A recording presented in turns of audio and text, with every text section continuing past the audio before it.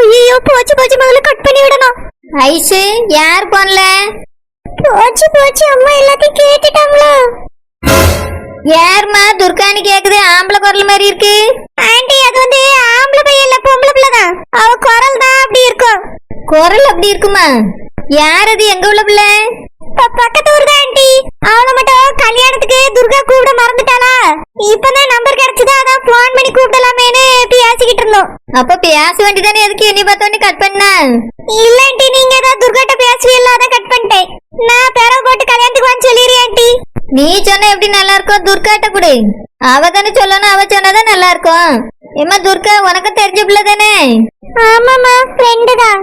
சரிம்மா, அப்ப பேசுங்க. யார் யாரெல்லாம் கூப்பிடணுமோ கூப்பிடுங்க. இந்த ஆம்பளை குரல்ல பேசியால இந்த பிள்ளை கல்யாணத்துக்கு வந்துச்சுன்னா என்கிட்ட காமிச்சுதான் ஆள் எப்படி இருக்கான்னு பாக்கணும். எதுக்கு ஆண்டி? இல்ல, குரல் ஒரு மாதிரியா இருக்க, பிள்ளை எப்படி இருக்கான்னு பாக்கலாமே தான். சரிங்க ஆண்டி. சமையல்லாம் முடிச்சாச்சு, வந்து சாப்பிட வாங்க ரெண்டு பேரும். ஆண்டி நாங்க பேசிட்டு வரோம் ஆண்டி. சரிம்மா, பேசிட்டு வாங்க. எப்பாடா தப்பிச்சிட்டோம். ஐஷு எங்கடி தப்பிச்சோ? எங்க அம்மா அந்த பிள்ளைய பாக்கணும்னு சொல்றாங்க. எப்படி காமிக்கிறது? அதான் கல்யாணத்துக்கு 1000 பேர் வருவாங்கல்ல, அதுல ஒரு பொண்ணை கை காட்டி விட்டுருவோம். எங்க அம்மா ஒருவேளை சந்தேகப்பட்டு போய் பேசி பாத்துட்டாங்கன்னா குரல் ஒரே மாதிரி இருக்கணும்ல. துர்கா, உனக்கு கல்யாணம் ஆக போகுது, எதுக்கு உங்க அம்மா சந்தேகப்பட போறாங்க? ஐஷு, எங்க அம்மா இப்பவே என் மேல சந்தேகப்பட்டுதான் அந்த பொண்ணை பாக்கணும்னு சொல்லிட்டு போறாங்க. கண்டிப்பா கல்யாணத்தோட அந்த பொண்ணு யாருன்னு கேட்பாங்க பாரு. நம்ம மட்டும் ஆம்பளை வயசுல இருக்க பொண்ணு காட்டல, அவ்வளவுதான். கண்டிப்பா மாட்டிப்போம். அதெல்லாம் மாட்ட மாட்டான்டி, நான் பாத்துக்கிறேன். அதான் எப்படி? அதான் நம்ம கூட ஒருத்தி படிக்கிறாளடி, அவ வயசு கொஞ்சம் அப்படிதானே இருக்கும். அவதான் அதுன்னு காமிச்சிடலாம், ஒண்ணு கவலைப்படாத. அவளையா? அவ கல்யாணத்துக்கு வருவாளா? மாப்பிள்ளை சைடு அவளுக்கு சொந்தம் தான், கண்டிப்பா கல்யாணத்துக்கு வருவா. அவதான் இவன்னு காமிச்சிடலாம், ஒன்னும் பிரச்சனை இல்லை. சரி ஐஷு, ஆனா அவர்கிட்ட பேசவே முடியலையே. அம்மா வந்துட்டாங்கன்னு கட் பண்ணியாச்சு. துர்கா, உன் நம்பரை நான் அவர்கிட்ட கொடுத்துறேன். அவர் கால் பண்ணார்னா ரூம் கதவை சாத்திட்டு அவர் கூட பேசுடி. அவருக்கு உன் நம்பரை அனுப்பி விட்டுறேன். ஐஷு, அடிக்கடி எல்லாம் கால் பண்ண வேண்டாம்னு சொல்லு, எப்பயாவது பண்ண சொல்ல ஐஷு. சரிடி, அது அவருக்கே தெரியும். நான் உன் நம்பரை அவர்கிட்ட கொடுத்துறேன், ஓகேவா? நீங்க அடிக்கடி பேசுங்க. சரி ஐஷு, அவர் நம்பரையும் எனக்கு அனுப்பிவிடு ஐஷு. நான் சேவ் பண்ணி வச்சுக்கிறேன், அப்பதான் அவர் கால் பண்ணும்போது அவர் பண்றாருன்னு எனக்கு தெரியும். சரி சரி, நடக்கட்டும் நடக்கட்டும், இப்பவே அனுப்பி விடுறேன்டி. என்னாச்சு ஐஷு, கட் பண்ணிட்டா? துர்கா அலோனி தான் சொன்னா, அதுக்குள்ள போன் கட் ஆயிடுச்சு. துர்கா ஏன் தான் இப்படி இருக்காளோ? இவ்வளவு பழகியும் கூட இன்னும் என் கூட பேசுறதுக்கு பயப்படுறா. ஒரு சமயம் அவதான் போனை வாங்கி கட் பண்ணிருப்பான்னு நினைக்கிறேன். சரி சரி இருக்கட்டும், அதான் ஐஷு நம்பர் தரேன்னு சொல்லியிருக்கால, நம்பர் வந்த பிறகு பேசிக்கலாம். எப்பா சுப்பிரமணி, என்னன்னா? ஏதோ பேசிக்கிட்டு இருந்த மாதிரி இருந்து, யாரோ இல்ல போன்ல பேசிக்கிட்டு இருந்தியோ? வேலை நேரத்துல எப்படியோ போன்ல அரட்டை அடிச்சிட்டு இருக்குது. அண்ணா, அது வந்து ஒரு முக்கியமான கால் வந்துச்சு, நான் 2 வார்த்தை தான் பேசினேன். கட் பண்ணிட்டு நான் சும்மா தான் யோசிச்சுட்டு இருந்தேனா. ஏதோ பேசின மாதிரி சத்தம் கேட்டுச்சு, அதான் வந்தேன். அது வந்து நான் தான் எனக்குள்ளே பேசிட்டு இருந்தேனா. விளங்கம் இது வேறையா? இங்க பாருப்பா சுப்பிரமணி, அதை இதை சிந்திச்சுக்கிட்டு கணக்குல கோட்டை விட்டுறாத சொல்லிவிட்டேன். கணக்கு கரெக்டா இருக்கணும். 1 ரூபாய் மிஸ் ஆனாலும் நான் கேள்வி கேட்பேன். சரிங்க, நான் அதெல்லாம் மிஸ் ஆகாது. நான் கணக்குல எப்பவுமே கரெக்டா தான் இருப்பேன். சரி, நான் ஒரு 4 நாளைக்கு நீ தோட்டத்து பக்கம் வர முடியாது. எங்களுக்கு அங்க கல்யாண வேலை இருக்கிறதுனால நீ இந்த தோட்டத்தை கவனிச்சுக்கிடணும்.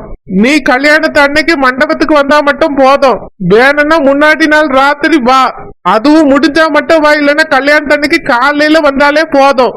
ஒழுங்கா பொறுப்பா தோட்டத்துல இருந்து தோட்டத்தை கவனிச்சுக்க. ராத்திரி 1 மணி நேரம் 2 மணி நேரம் எக்ஸ்ட்ரா ஆனாலும் பரவாயில்ல, இருந்து எல்லா வேலையும் முடிச்சிட்டு போ. காவல் காக்குறதுக்கு கருப்புசாமி வருவான், அவன் வந்ததுக்கு பிறகுதான் நீ தோட்டத்தை விட்டு போகணும். அவன் வர்றதுக்கு முன்னாடி தோட்டத்தை விட்டு வெளியே போயிடாத சொல்லிட்டேன். சரிங்கண்ணா. வேற ஏதாவது முக்கியமான விஷயங்கள்னா எனக்கு போன் பண்ணு, நான் சொல்லி எது வேணும்னாலும். அப்புறம் அண்ணனும் வரமாட்டாவ 4 நாளைக்கு. ஆனந்த் மட்டும்தான் அப்பப்போ வந்து போவான். அவனுக்கு அங்க பெருசா வேலை இருக்காது, அதனால இங்கதான் அவனுக்கு வேலை இருக்கும். மத்தபடி நாங்க யாரும் வரமாட்டோம்.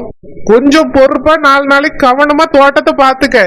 அண்ணன் வரலையே நம்ம பாட்டுக்கு இஷ்டத்துக்கு இருக்கலாம், போலாம் வரலாம்லாம் இருக்கக்கூடாது. கண்ணும் கவுத்துமா இருக்கணும், தோட்டத்து மேல கவனம் இருக்கணும்.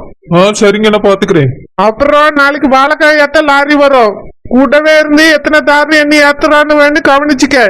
எதையும் விட்டுறாத, அப்புறம் நம்மளுக்கு தான் நஷ்டமாவும் சொல்லிட்டேன். சரிங்க, நான் எப்பவுமே பாத்துக்கிற மாதிரி பாத்துக்கிறேன். நான் இங்க இல்லங்கிறதுனால தான் நான் இவ்வளவு சொல்றேன். உனக்கு கொஞ்சம் கூடுதல் கவனம் வேணும். சரிங்க, நான் எல்லாத்தையும் பாத்துக்கிறேன். கதிர வேணா கொஞ்சம் கொஞ்சம் அனுப்பி விட்டியே. நாங்க அங்க இருக்கிறதுனால அப்பாவை பாத்துக்கிடுவோம். அதனால அவன் வந்தானா உனக்கு கொஞ்சம் உதவியா இருக்கும்ல. அனுப்பி வைக்க அவன் கூட கதை அடிச்சிட்டு இல்லாம ஒழுங்கா வேலையை பாரு, சரியா? சரிங்க, நான் பாத்துக்கிறேன். நானும் அந்த வீட்டு பையன் தான். ஆனா அண்ணா என்னை நீ கல்யாணத்துக்கு மட்டும் வந்தா போதும்னு சொல்லிட்டு போறாரு. நான் அந்த வீட்டு பையன் தெரிஞ்சா இப்படி சொல்லியிருப்பாரா? இதெல்லாம் பார்க்கும்போது தான் எனக்கு ரொம்ப கஷ்டமா இருக்கு. அந்த வீட்டுல பிறக்காத ஒரு பையனுக்கு கல்யாணம் நடக்குது. ஆனா அந்த வீட்டுல பிறந்த பையன் நான். அந்த கல்யாணத்துக்கு கூட முன்னாடி போய் நிக்க முடியாம இங்க இருக்கேன். சரி பரவாயில்ல. இந்த வேலையும் என்னோட வீட்டு வேலை தானே. என் குடும்பத்துக்காக உழைக்கிறது எனக்கு சந்தோஷம்தான்.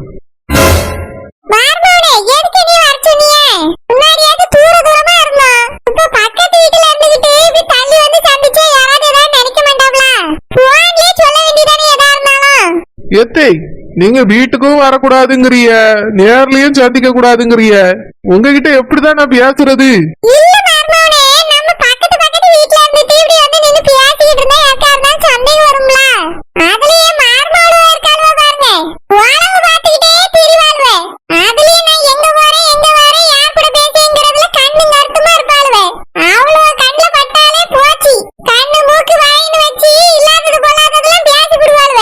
எத்தே, என்ன சொல்றிய? தங்கச்சிகளுக்கு சந்தைக்கு வந்துட்டோம்.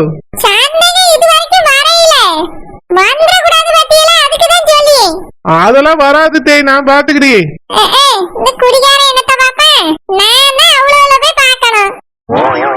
எத்தே,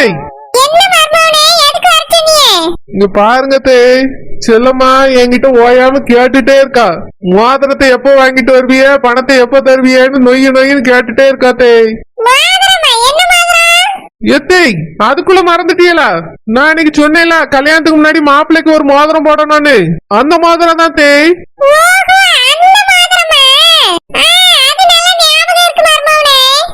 எத்தை, மோதிரம் எப்போ தருவிய? இன்னும் கல்யாணத்துக்கு 4 நாள் தான் இருக்கு. நான் உங்ககிட்ட 2 மாசத்துக்கு முன்னாடியே கேட்டேன். நீங்க என்னடானா அப்ப தாரேன்னு இன்னும் தரல.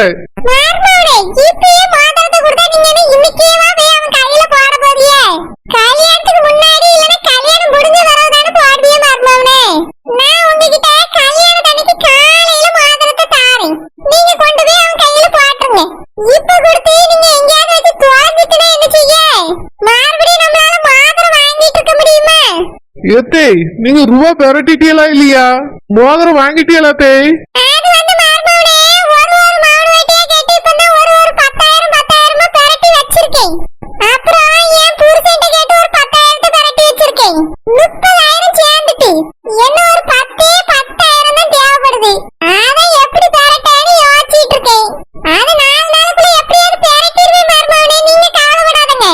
எப்படி தே பெரட்டுவிய?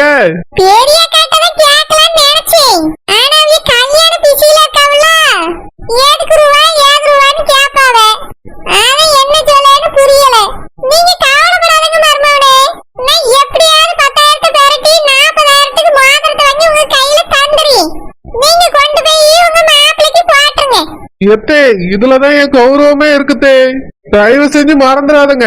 அப்புறம் செல்லம்மா என்னைய மதிக்கவே மாட்டா.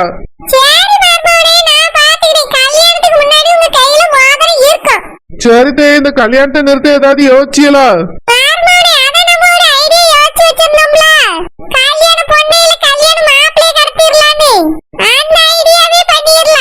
இல்லத்தே, வேற ஏதோ நீங்க யோசிக்கலையோ?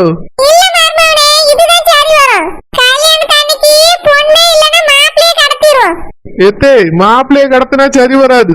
நம்ம கல்யாண பொண்ணையே கடத்திடுவோம் தே.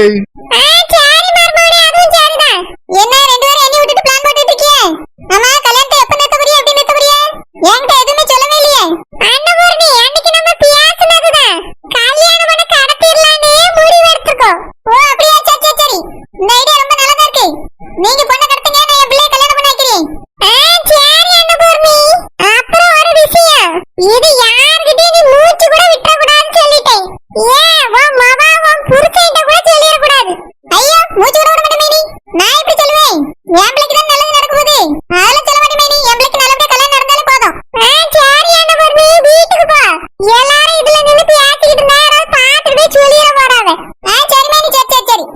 எத்தே என்ன மர்மோனே? கல்யாணத்தன்னைக்கு கல்யாண பொண்ணை மட்டும் கடத்த கூடாது. இதோ வந்துட்டு போறாவல்ல, இவிய மகளையும் கடத்திடுவோம். எதுக்கு மர்மோனே? ஆமாத்தே, பொண்ணு காணாம போச்சுன்னா இவிய மகளை பொண்ணாக்கிடலான்னு நினைச்சிட்டு போறாவ.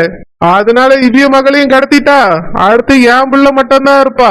அதனால என் பிள்ளை கழுத்துல மாப்பிள்ளைய தாலி கட்ட வச்சிரு. அந்த பொண்ணுக்கு தெரிஞ்சதுன்னா அவ்வளவுதான். நம்மள பத்தி எல்லாத்தையும் சொல்லி கொடுத்துருவாளே. எத்தே, கல்யாண பொண்ணை வேற ஆள் வச்சு கடத்துவோம், இவிய மகளையும் வேற ஆள் வச்சு கடத்துவோம். அப்பதான் நம்ம மேல சந்தேகம் வராது தே.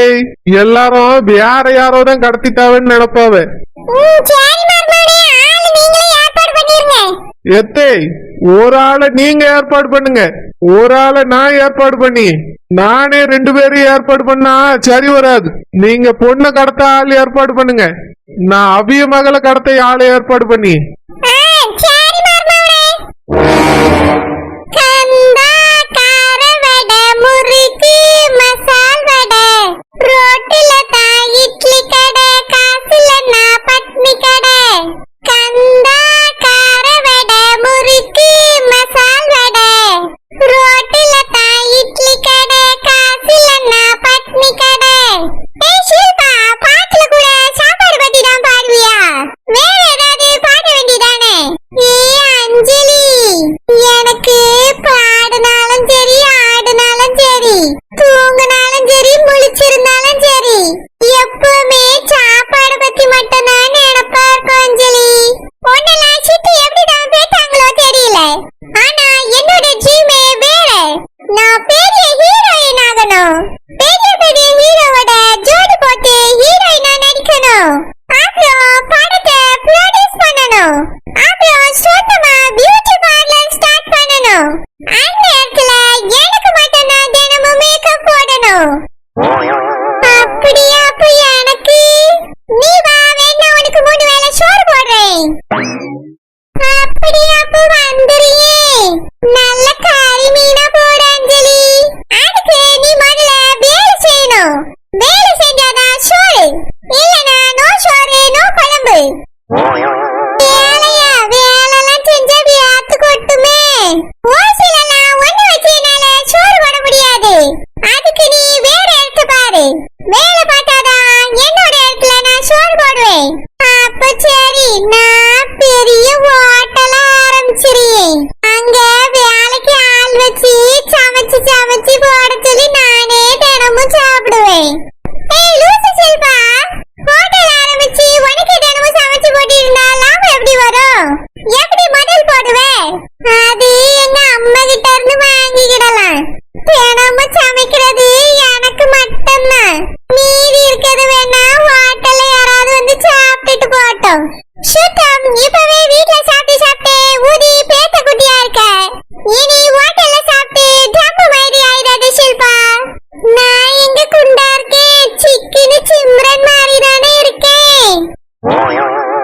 இடுப்பு பாதி ஷில்பா, இப்பவே அண்டா மாதிரி இருக்கு. இன்னும் போக போக சம்பு மாதிரி ஆயிரும்.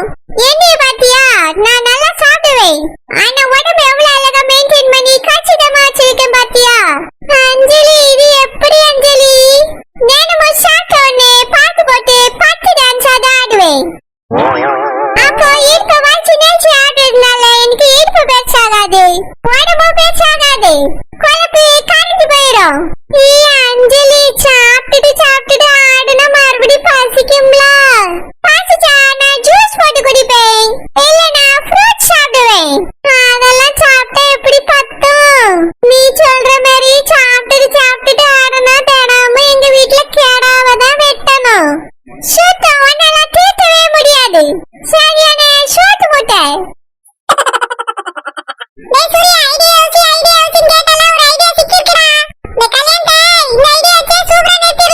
என்ன ஐடியா அஸ்வின்? ஒரு ஜோசியக்காரரை கூட்டி வருவான். இந்த கல்யாணம் நடந்தா உனக்கு ஆபத்துன்னு சொல்ல வச்சிருவான். கண்டிப்பா கல்யாணத்தை நிறுத்திடுவாங்க. ஏன்டா இப்படி லூசுத்தனமான ஐடியா கொடுக்குற? கல்யாணத்துக்கு என்ன ரொம்ப நாள் இருக்குன்னு நினைச்சிட்டு இருக்கியா? இன்னும் 4 நாள் தாண்டா இருக்கு. இப்பதான் என்னவோ பொண்ணு பேசி வச்சிருக்க மாதிரி பேசுற. இதுக்குதான் நான் 1 இயர் 2 மாசத்துக்கு முன்னாடியே ஏதாவது ஐடியா யோசின்னு சொன்னேன். அப்போ இந்த ஐடியா சொன்னா ஒர்க் அவுட் பண்ணிருக்கலாம். கல்யாணத்துக்கு இன்னும் 4 நாள் தான் இருக்கு, இப்படி ஒரு ஐடியா வந்து யோசிச்சு சொல்லிட்டு இருக்க. இல்லடா இந்த ஐடியா எப்படி ஒர்க் அவுட் ஆகும்? கல்யாணத்துக்கு ரொம்ப நாள் இருந்தா கூட பரவாயில்ல, 4 நாள் இருக்கும்போது யாராவது ஜோசிக்காரனை பார்ப்பாங்களா?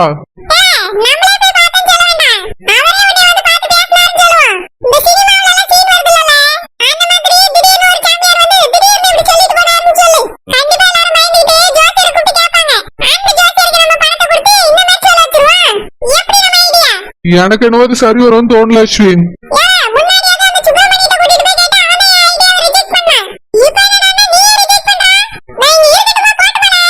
அஸ்வின் இந்த ஐடியா நல்லா இல்லடா, வேற ஏதாவது யோசியேன். அஸ்வின் இந்த ஐடியா ஒர்க் அவுட் ஆகாதுடா, வேற ஏதாவது யோசியேன்.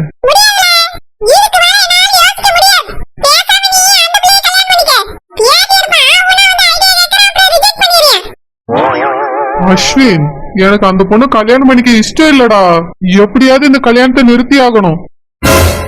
நல்ல ஐடியாவா ஏதாவது யோசிச்சு சொல்லு அஸ்வின்.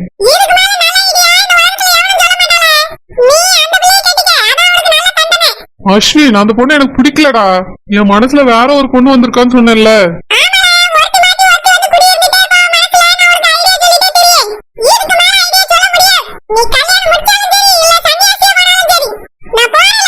அஸ்வின் இந்த ஐடியா வேணாண்டா, வேற ஏதாவது ஐடியா சொல்லு.